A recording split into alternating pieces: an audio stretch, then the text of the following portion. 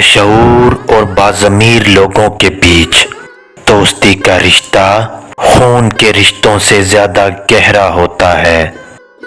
انسان کا ہر دن ایک نیا سبق لے کر آتا ہے اور شام ایک تجربہ دے کر ڈھلتی ہے۔ اگرچہ دولت وراثت سے تو مل جاتی ہے، مگر پہچان اپنے دم پر بنتی ہے۔ امید اور بھروسے کا تعلق اللہ کی ذات سے رکھو تاکہ بار بار دل ٹوٹنے کی بجائے مزید مضبوط ہو جائے۔ ہمیشہ خود کو مضبوط کرو، کیونکہ ماں باپ تو رحم کھا لیتے ہیں مگر دنیا والے رحم نہیں کھاتے۔ یہ اللہ کریم کی مہربانی ہے کہ برا کام کرنے پر ہی لکھا جاتا ہے مگر نیک کام سوچنے پر ہی لکھ لیا جاتا ہے۔ لوگ اگر آپ کو قبول نہیں کرتے تو اس میں مایوس ہونے کی ضرورت نہیں، کیونکہ لوگ ان چیزوں کو چھوڑ دیتے ہیں جن کی وہ قیمت ادا نہیں کر سکتے۔ اگر آپ کے اندر منہ پر بول دینے کی عادت ہے تو یاد رکھیں منہ پر سن لینے کی بھی عادت اپنا لیں۔ دوستو، عقل جتنی چھوٹی ہوگی زبان اتنی ہی لمبی ہوگی، کیونکہ برتن وہی شور کرتا ہے جو اندر سے خالی ہوتا ہے۔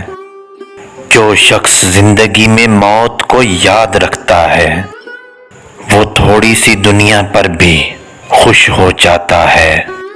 جب تمہاری زندگی میں مشکلات بڑھنے لگیں تو اس بات کو سمجھ لینا کہ ضرور اللہ تمہیں کوئی بڑا مقام دینے والا ہے۔ ہمیشہ اپنی چھوٹی چھوٹی غلطیوں سے بچو، کیونکہ انسان کبھی پہاڑوں سے نہیں چھوٹے چھوٹے پتھروں سے ٹھوکر کھاتا ہے۔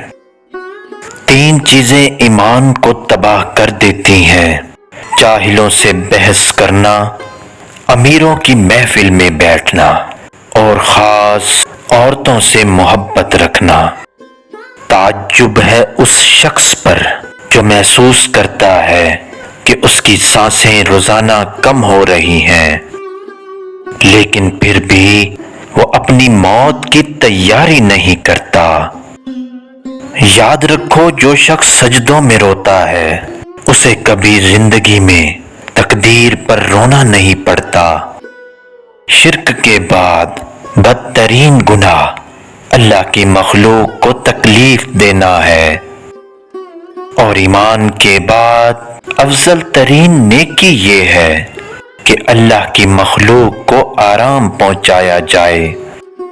پڑوسی کو ستانے والا انسان جہنمی ہے، خواہ وہ ساری رات عبادت کرے اور سارا دن روزہ رکھے۔ انسانی جسم کے سب اعضاء زبان سے درخواست کرتے ہیں کہ تو اللہ کے واسطے ہمارا خیال رکھنا۔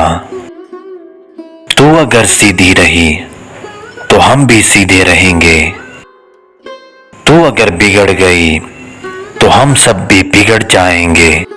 تم اپنے مال کے ذریعے لوگوں کو کبھی خوش نہیں کر سکتے، لہذا بہتر یہی ہے کہ اچھے اخلاق کے ذریعے انہیں خوش رکھا کرو۔